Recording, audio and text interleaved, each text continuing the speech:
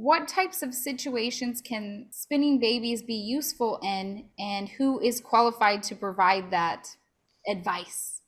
Nobody. No, just kidding.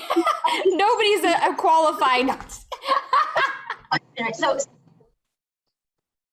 like, when I got into this, right, the reason that I did it was because my baby was breech.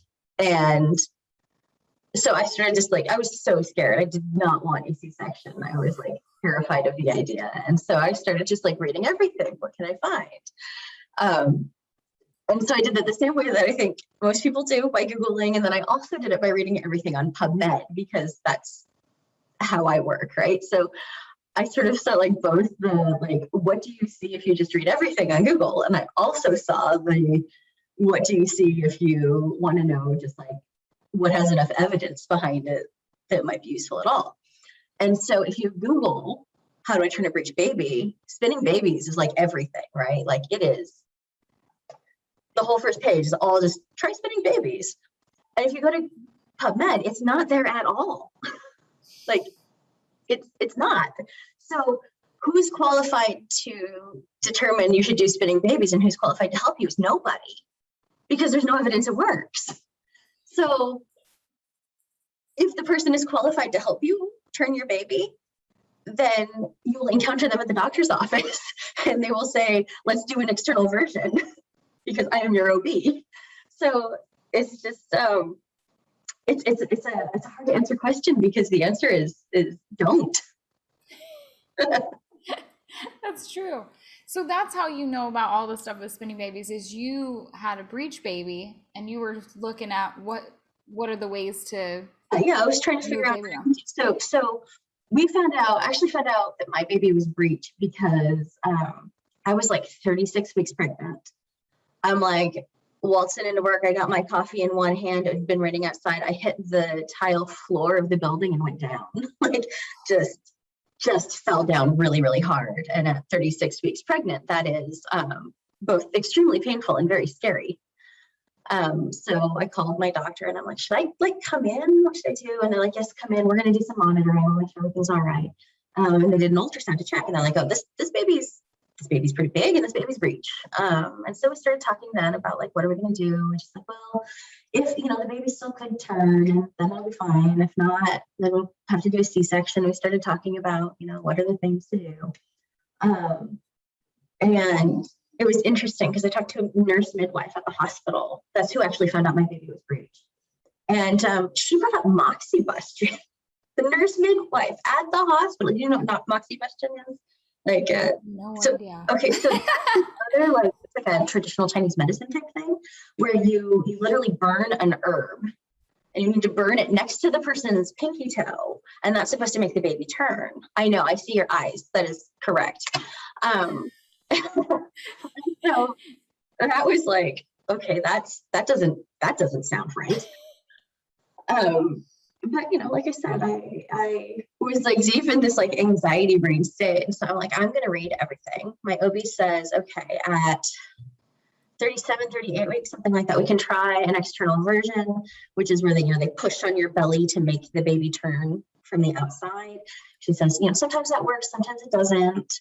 You got to be ready to have the baby that day, just in case something goes wrong. But this can work a lot of the time, so we'll try that. In the meantime, if the baby turns before then we won't have to do that. No problem. So this was also the same time I was going to like my stupid birth class. My birth class was terrible. I hated it. It was very like natural childbirth. Very like the lady who ran it was like, for my second baby, I had an all natural birth, and 3 years later, I'm still riding the high from that. Which is, yeah. So that's the perspective that it was like taught from was that's what you should be going for. And so just all of this stuff happening at the same time, like my brain state was a mess, I have to say.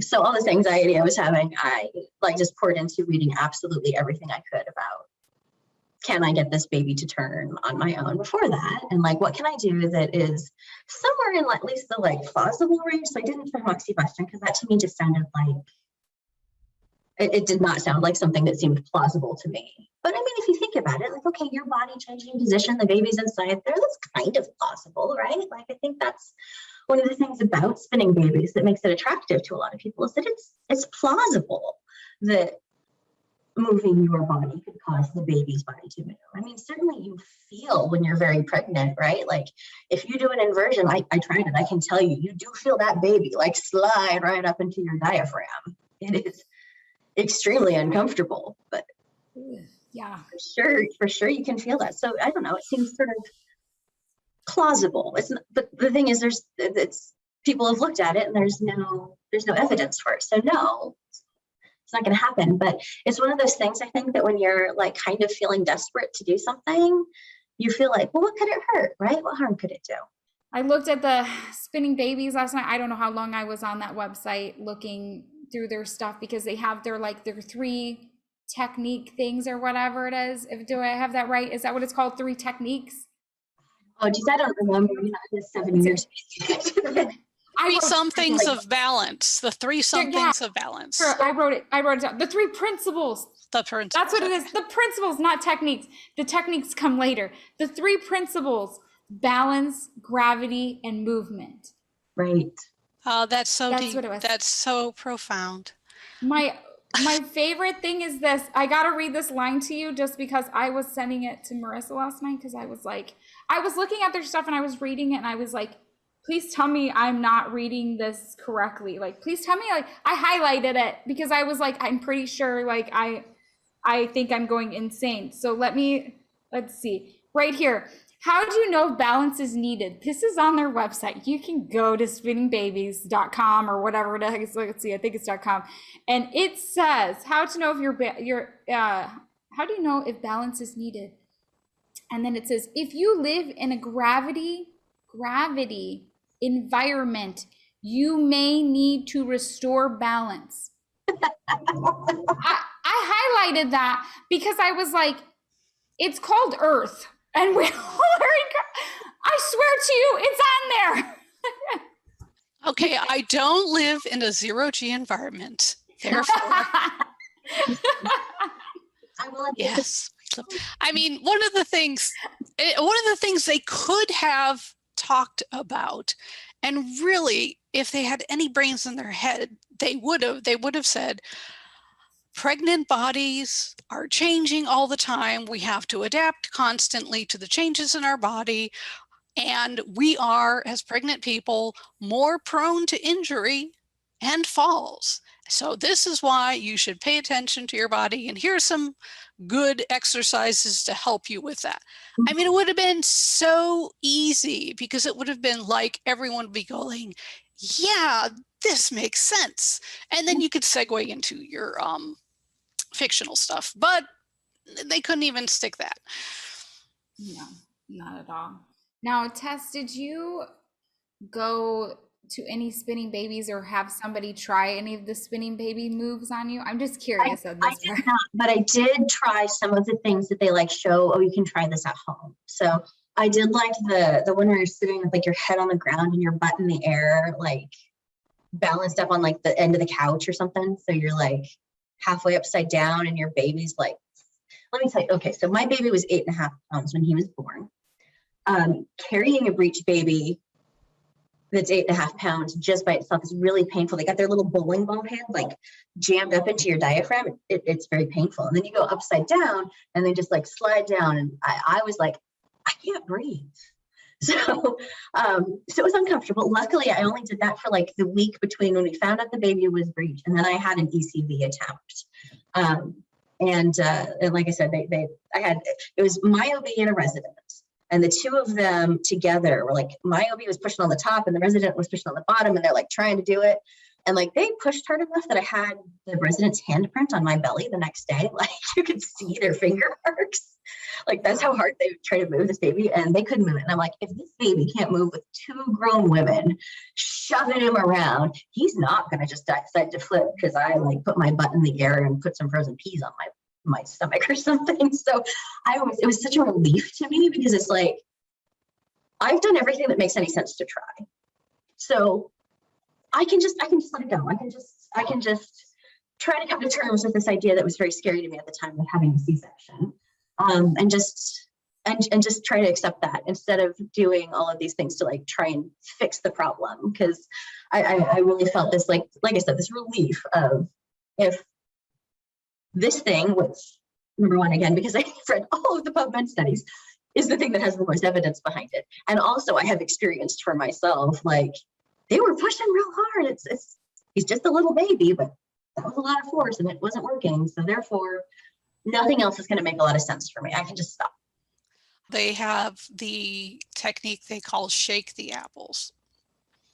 And it's what the inversion, position, and rebozo. And the caption under the picture said, this can help babies that are caught in deep transverse arrest or are stuck at -2 descent. And I was looking at that, I'm like, no, deep transverse arrest is an indication for a C-section. It's like, baby's stuck, baby's not going to become unstuck. You need to get that baby out by some other means. And I'm sitting here looking at them going, cheerfully saying, yeah, this is a good thing to do if your baby is totally stuck. And I'm like, no, no, this is not a good thing to do. I was looking at that too because they said something about, I tried to screenshot a bunch of different stuff, but they were saying the movement of your body, like they're moving the woman's body or moving a body, it changes the baby's position to fit the shape, and like it basically is changing, somehow magically it changes the shape of being stuck and stuff. Like I was reading some of the stuff where it didn't really make very much sense, because it was like their big thing is like movement, so it's like, okay, they're gonna move and jiggle, like they even have a move called the jiggle. And like, I don't know if did you look at that technique, but there's one that's a jiggle. That's why I asked you about the techniques actually, Tess, because I was like, did you do the jiggle? I wouldn't have known about the jiggle. Like it was the first one on there, and I was like, I need to know more about this jiggle thing where they literally have pictures of somebody like holding somebody's butt basically, and they're just jiggling them.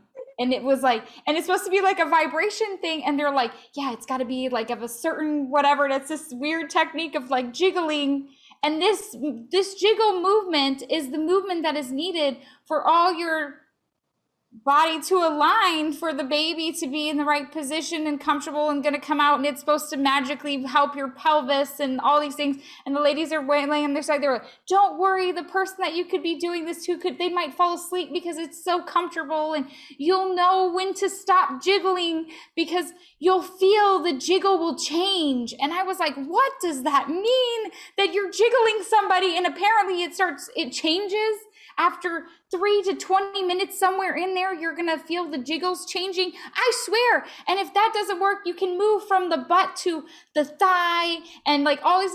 And I seen this jiggle technique. I was reading the thing and I was looking at it and I was looking at all these pictures and I was like, I need to know more about what this jiggle is. I don't understand this jiggle. So a pregnant person is a ketchup bottle and you're just jiggle it out. Get it out of there. I need to dig up that picture, that video I saw one time. It was an athlete who was pregnant and she was lane swimming, and they did the camera was underneath looking up at her as she swam, and just looking at the way her belly shifted as she swam, because swimming uses all of your muscles. Mm-hmm. It was somewhere between hypnotic and weird. It was like, is that right? Should that happen? I guess it's okay. And you're like, if a baby did not move, change presentation, when a woman is going through this vigorous physical exercise in a semi-weightless environment, I really don't think jiggling someone's buttocks is going to do a dang thing. Yeah, no, thinking about that, right? Like if you think about like how much space does this baby actually have, right? It's all really, really tight. And so if you're touching them a little bit, it's not like they're wobbling around and they're like a ping pong ball in a glass or something, right? It's all really tight. And so is this like little bit of jiggling doing very much, or is it just like two pieces that are stuck together basically, right? Like I mean, I had Polly with my second boy, and like I said, it's the difference between having a wading pool and an Olympic-sized swimming pool for your baby. They Right. move a lot more, but the average pregnancy towards the end, there's a whole lot of baby.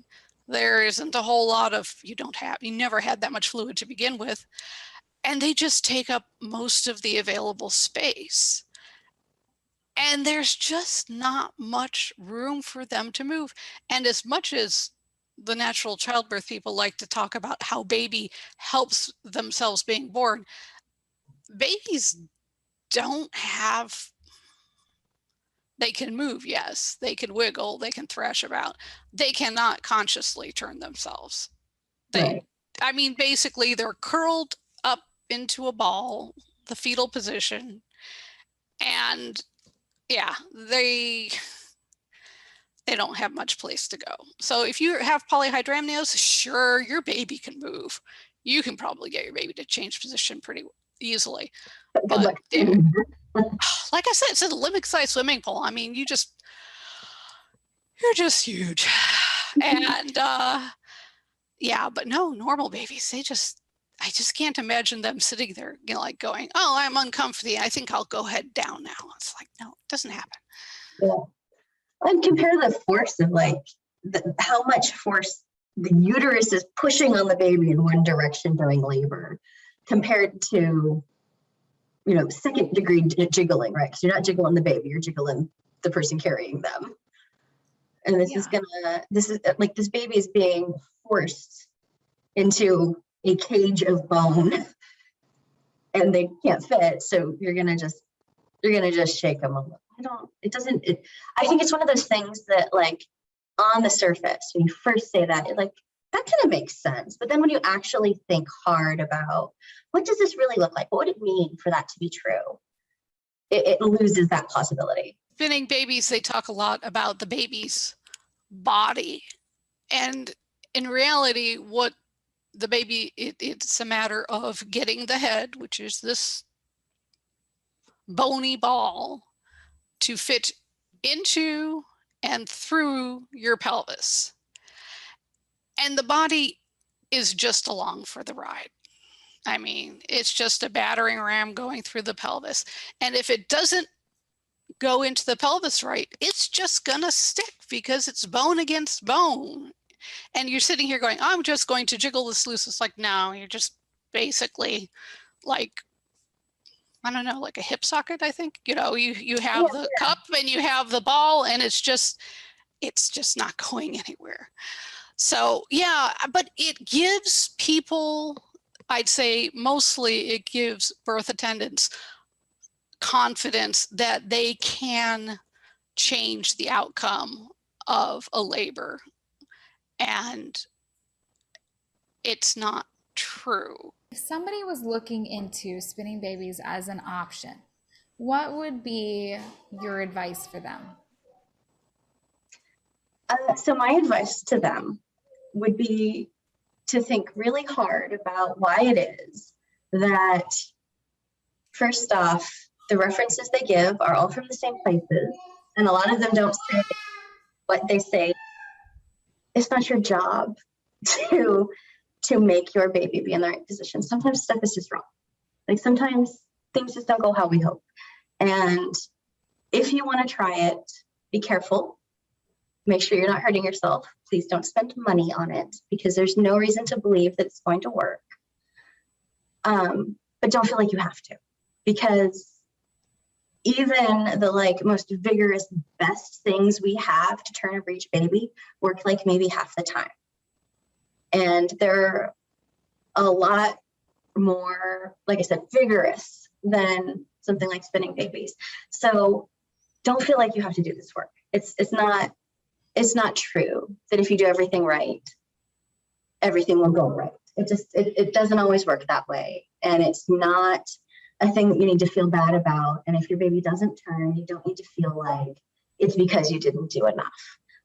With my breech baby, I did all of these things that you're supposed to do. With my Vertex baby, when she turned, I knew when she turned because she was big and I could feel it happen. And at the time when I was actually happening when she turned. I was like reclining, laying back in exactly the position they tell you, never be in this position or your baby will be breached.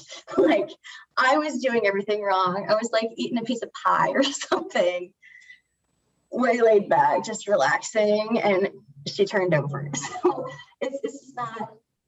it's not true. You have to do everything right to make things go right. And if it doesn't, don't feel guilty about that.